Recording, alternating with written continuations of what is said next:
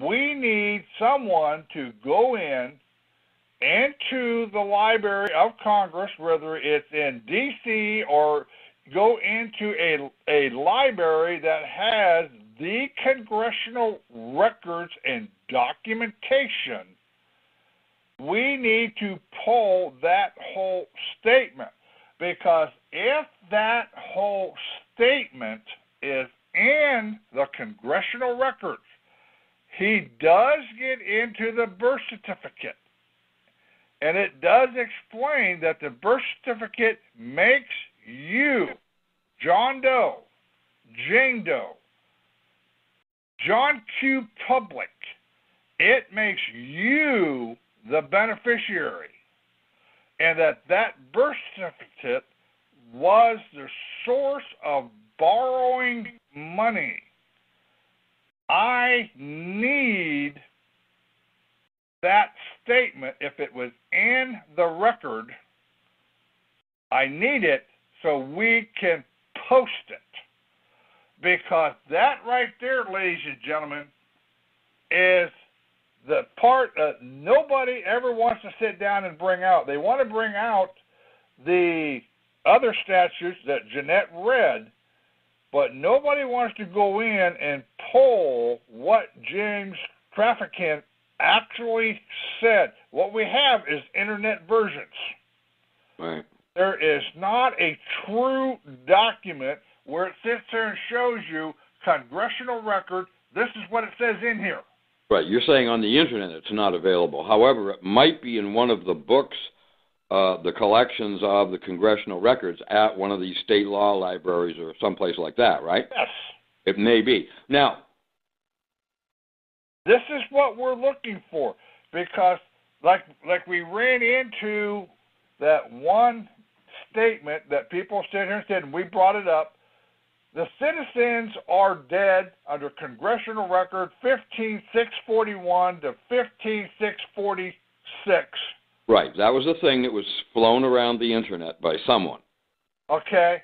And that was totally misinterpreted, and it was totally taken out of context, because when we actually got our hands on that congressional document, it went back in and exposed the fraud of the 14th Amendment, and it went back in and exposed the fact that we were under military law as far back as 1867.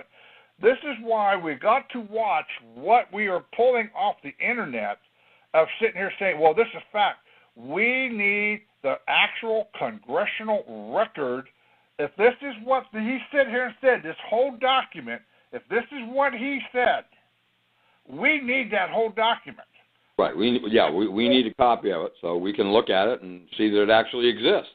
And the thing of it is, those of you that are in Ohio, up around Youngstown, that you're listening, if you actually know James Trafficant, if you can get in contact with him, have him contact me, because I would like to bring him on the show.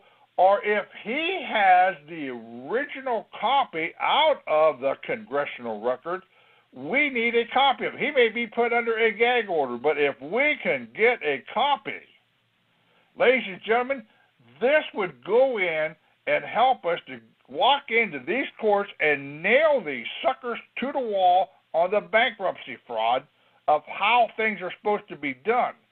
Because there is so much stuff that we have gotten off here that we really don't know what is actual, because someone's sitting here saying it, compared to what the congressional records actually sit here and says. Right. So, ladies and gentlemen, we need such documents in order for us to sit down and do what we need to do to help expose this. Like I said, tonight was just a quick run-through to bring you up to date of some of the stuff we discovered, give you another avenue of another line of thought that, my God, we didn't realize all this was involved. All we knew is but this one little section. Well, we're bringing in a lot more than everybody ever thought of or ever conceived as being part of this as a picture. And right now, we're just getting started on it. There's going to be further updates in the future as we get documentation that goes in and allows us to explain all of this. As we get more proof of the fraud, and if we can find out what court, is it in the District Court of District of Columbia, where Chapter 11 was filed, we need copies of those court records. Yeah, I think those are going to be a little tough to find. Well, they got to be somewhere. There has to be a record of it. Well, you'd think so, Rod. But remember, a lot of courthouses burned down in the South after the Civil War. Well, I understand that, but this was in the 1930s.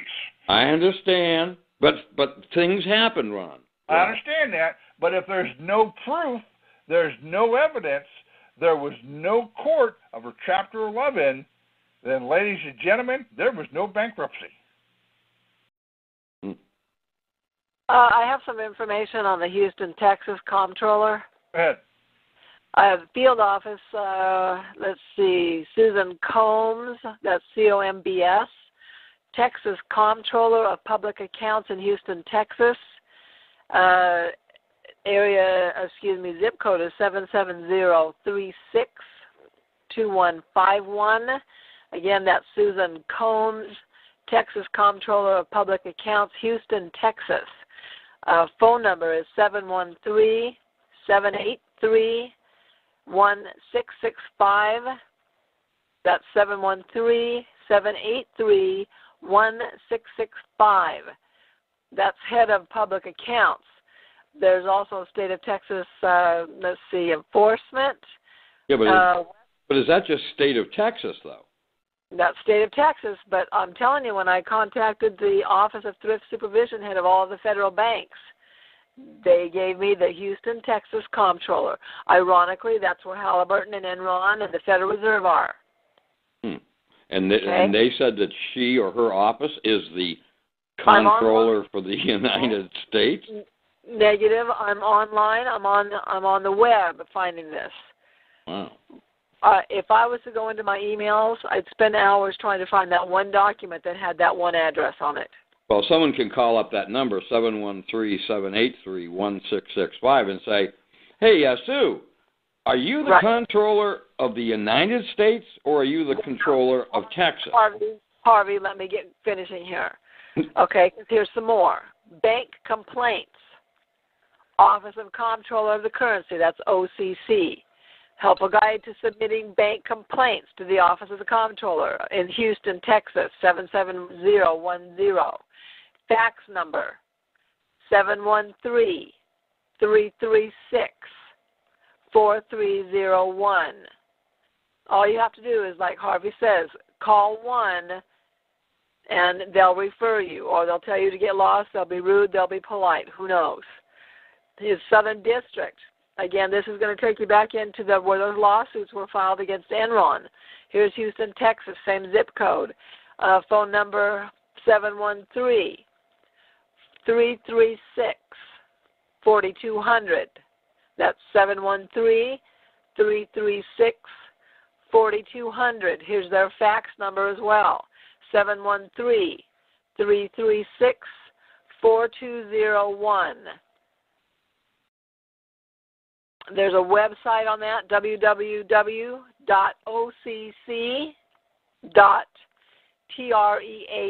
that's short for Treasury, .gov/about/organization.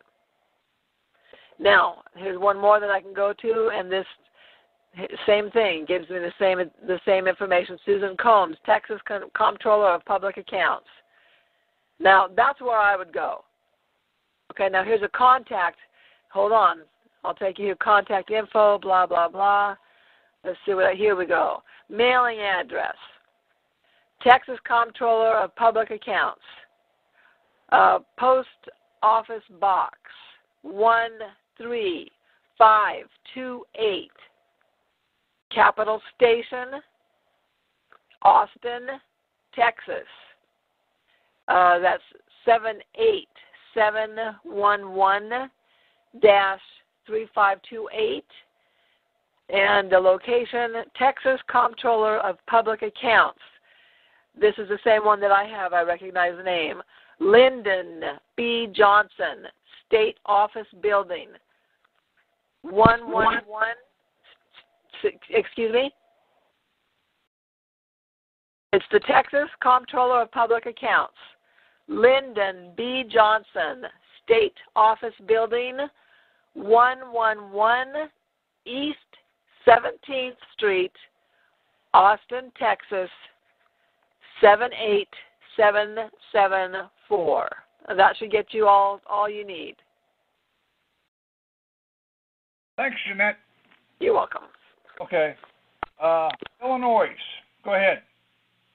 Illinois?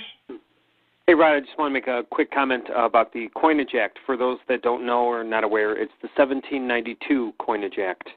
And I just received a certified copy from the archives on that, and it's definitely what probably you read and what those have read it before. There was one other comment I was going to make.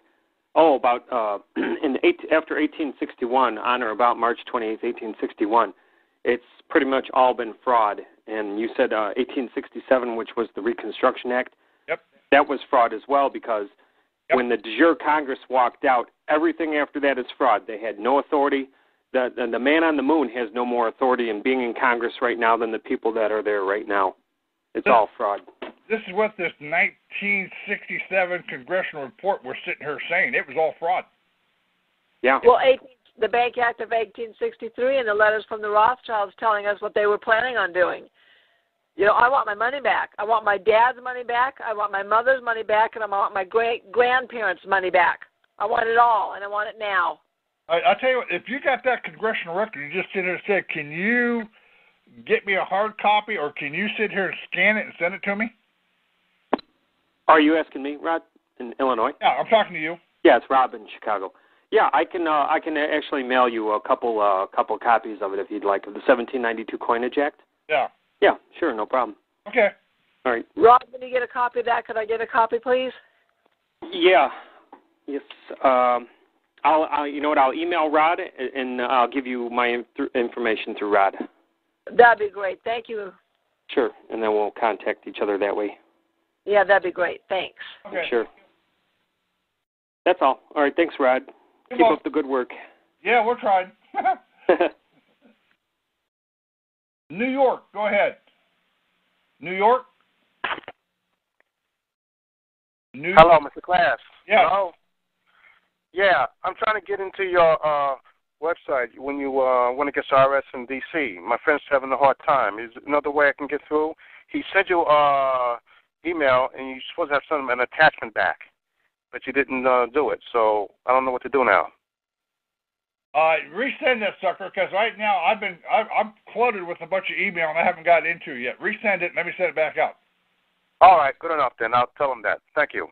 Just tell him, though, for tonight's call, was it for Tuesday night, you contacted me Tuesday, put that in the subject line. Contacted you Tuesday, send document. So this way I know who you are. All right, very good, sir. Thank you. Yep. Wadding again, W-A-D-I-N-G again. Yeah. How you doing this evening? Good. Go ahead.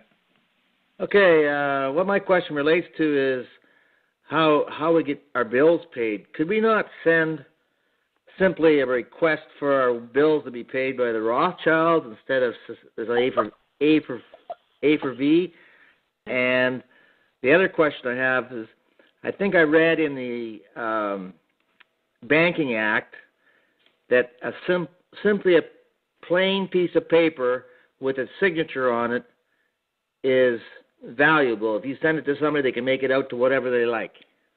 Well, Ron, what we discussed about earlier on that topic, what we discussed about is that they're drawing their checks. These are blank checks on a closed account, folks. Remember when we discussed that earlier today, Ron? Yeah, the Federal Reserve note is nothing but a blank check on a closed account. Yep. Now, if any of us on this call were to go down to a bank or pay a bill or go buy a car or a fur coat, wishful thinking on my part, and and write a check on a closed account, it would be the next morning that the police would be knocking on your door and take you to jail. And it would be the next morning that the police would be knocking on your door and take you to jail. And I've put a lot of people in jail for writing checks on closed accounts. It's not a closed account. It's a closed check.